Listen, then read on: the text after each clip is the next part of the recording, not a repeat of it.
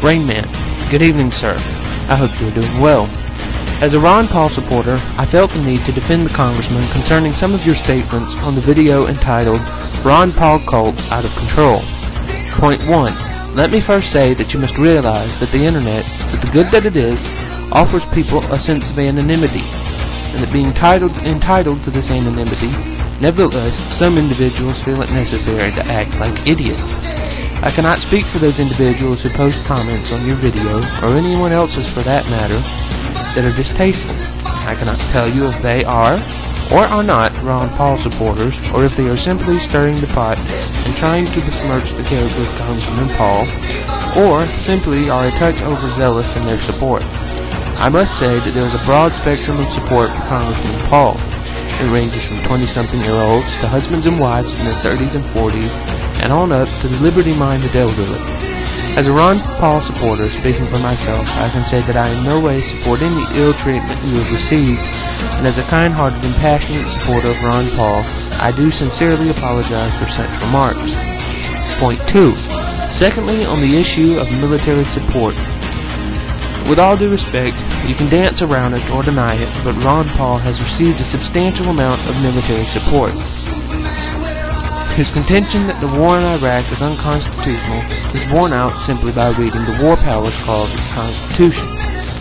The War Powers Clause of the Constitution simply gives Congress the power, and only Congress, to declare war.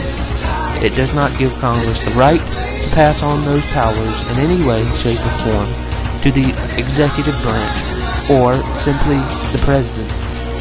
Further, if you look into the overthrow of democratically elected Mohammad Mossadegh, the Prime Minister of Iran, you will find that upon nationalizing the Iranian oil fields and taking control of them from Anglo-Iranian Oil, that the Central Intelligence Agency and the British government conspired to run Mossadegh out of office. Operation Ajax was eventually successful, and the Shah of Iran was put in place as a Western puppet. And might I add, for what? Oil. Now on to the consequences of that coup. In 1978, the Iranians began revolting against the Shah, the oppressive rule of the Shah. The vast majority of people championed the Ayatollah Khomeini as replacement for the Shah, and celebrated uproariously upon Khomeini's return from exile. I further direct you to the Iranian hostage crisis in 1979 that involved the overthrowing of the United States Embassy and the taking of hostages by University of Tehran students whose actions were approved by Khomeini. The hostage crisis did not conclude until the hostages were released 444 days later. This is in no way conspiracy theory, it is on the internet for you to read. Secondly, let me also add that in the interest of passing on information, Mohammad Mossadegh was essentially a secularist. One of the other reasons for the overthrowing of Mohammad Mossadegh given by the government of the United States, and if my memory serves me right, the British government as well, was Mohammad Mossadegh's close ties to the believed close ties to the Soviet Union. Point 3. The disenfranchising of the average conservative voter is ongoing. It is clear that many voters of the conservative persuasion are opting to vote for or changing their affiliation to other parties to include the Libertarian Party and the Constitution Party. I'm taken aback that constitutionally limited government and all the various aspects of it are insulted by everyday individuals and the big media talking heads. If we look up what Ron Paul says as it pertains to the Constitution, you would find that he is a principled man and votes not only his Christian conscience, but he votes in favor of the Constitution. What better politician to vote for than a man who follows the highest political and social mandate of our nation? Think about it. Point 4. I unequivocally denounce the idea that Ron Paul is against the armed forces. He is not.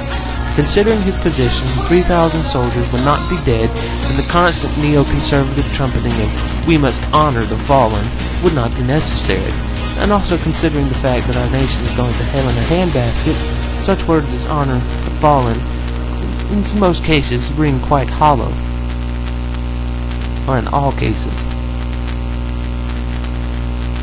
Point 5. I'm rather befuddled at this notion that Ron Paul is an illegitimate candidate.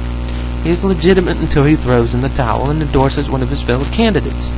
If you listen to his message and try to understand it, you would see that it rings true and is the only way to save America. Furthermore, I, as a voter, never will be beholden to this odious notion of voting for the lesser of two evils.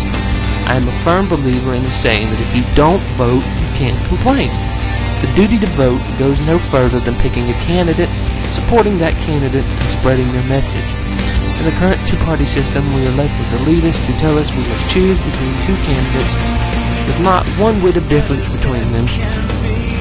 And we have voters who are too spineless to vote of absolute conscience without compromise. This is why I support Ron Paul to the bitter end, plain and simple. Point 5. Simply a quick point here. How do you know that any number of Ron Paul supporters haven't voted before or won't vote? Are you speaking of young children who support Ron Paul and his ideas? Most assuredly, it is not young children leaving irate and unreasonable comments in your videos, and it is most certainly not the aforementioned young children stirring up a hornet's nest. Are there Ron Paul supporters who have never voted? Of course. Most obviously, it is 18-year-olds of who are now legally able to vote and have chosen Congressman Paul by informed and thoughtful decision-making and have made Congressman Paul their candidate of choice.